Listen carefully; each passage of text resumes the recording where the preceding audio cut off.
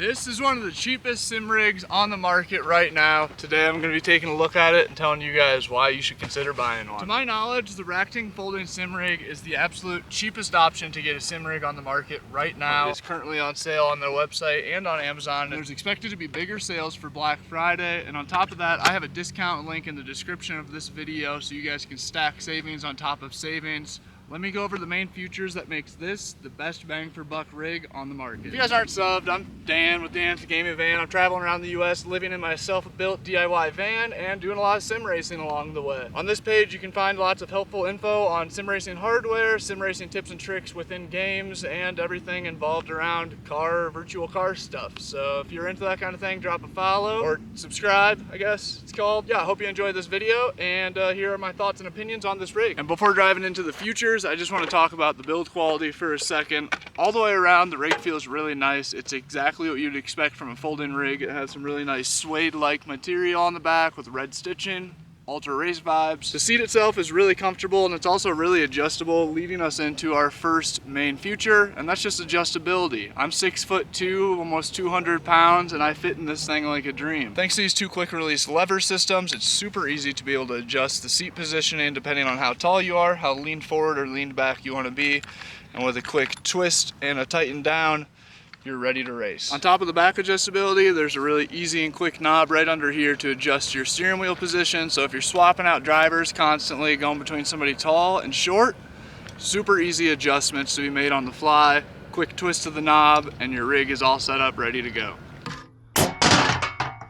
Lastly, if you're a lanky, long-legged guy like myself, you're worried about the pedal adjustments, and thankfully the pedals are extremely adjustable, going from anywhere from being a midget to being an absolute ogre. You're going to be able to fit in this rig. And if you're worried about putting the shifter plate on the other side, if you're across the big pond or something like that and you drive right-hand drive cars, it's a matter of 2 Allen key bolts and you're able to swap the entire plate over to the other side super easily. That leads us into our next topic of usability and stability. Starting on the stability's sake, I have a direct drive Moza wheel strapped to this sim rig. It is probably more so geared towards your average Logitech or Thrustmaster entry-level wheel. This is the R3, which makes a peak of like 3.5 newton meters, I think, and it's a really punchy 3.5 newton meters. I've done everything from F1 racing with the force feedback cranked all the way up to 100% force feedback in BeamNG drifting, and if you guys have ever drifted in BeamNG, you know how aggressive that can get when it comes to force feedback, and the rig handled it really well. I could be creeping up on nearly 100 hours spent in this rig, and as a 200-pound man that is using a rig outdoors, 6'2", and very, very aggressive on things that he uses, I'm really surprised at how this has held up. With any folding stand, you're gonna have a little bit of wiggle and play when you're ripping on it,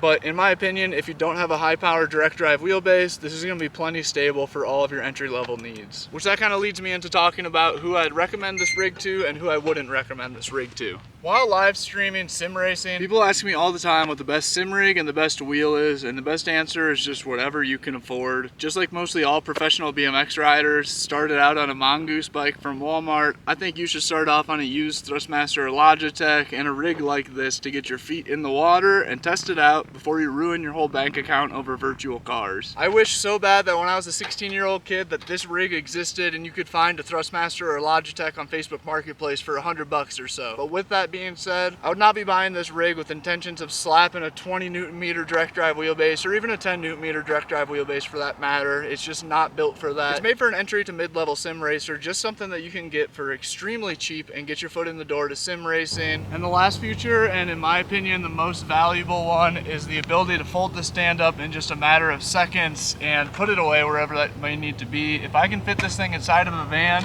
you have no excuses to not be able to fit this inside of your apartment. How are you going to argue that you don't have room for a rig or you can't move one around while I'm out here doing this?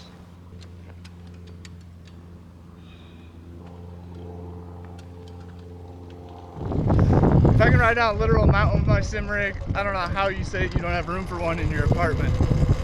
Fold that thing up, put it in the closet when you're not using it, pull it out and have a great Saturday morning when you want to. So if you're just looking into sim racing, you're wanting to get your foot in the door, get your feet wet, I heavily recommend picking this up, a used wheel off Facebook Marketplace, plug it into your Xbox or computer, whatever you might have, and just start doing the thing. And the sooner you start doing it, the sooner you'll know whether it's worth investing in a direct drive wheelbase and a full sim rig. Or maybe you already have an entry-level wheelbase strapped to your gaming table, and if that is you, I heavily encourage looking into a RacGTing folding rig to legitify your sim racing setup, coming in at only $180 before Black Friday and before my discount link below. It is a great value to turn your toy into a sim rig. The market of sim racing is constantly changing and improving, and I just wish that when I was 16 there was an option like this for me to pick up just to get my foot in the door. And a worthy mention is that RacGTing has some other designs of really affordable sim racing rigs, like a fold-out stand that you're able to use with a gaming chair. I heavily recommend you checking out all of RacGTing's rigs. I might have a future review of their other sim rig coming up in the future, so drop a subscribe and be ready for that. On top of that, I want to say thank you, RacGTing, for sending over the sim rig and sponsoring this video. But with that being said, I want to confirm that all the things I said in this video about the rig are legitimate and true. I never signed anything saying I'd have to say positive things about the rig. I genuinely love this rig. I kind of wish I would have got a fold-out rig a lot sooner. It's really nice to be able to set the rig out, get some fresh air while I'm racing, and stretch my legs out in a comfortable racing position. So I heavily recommend you check out RacGTing's website and their Amazon storefront. There will be massive Black Friday sales going on both places, and use the discount link down in the description to get even a little bit more savings off of your order. We're in the rig.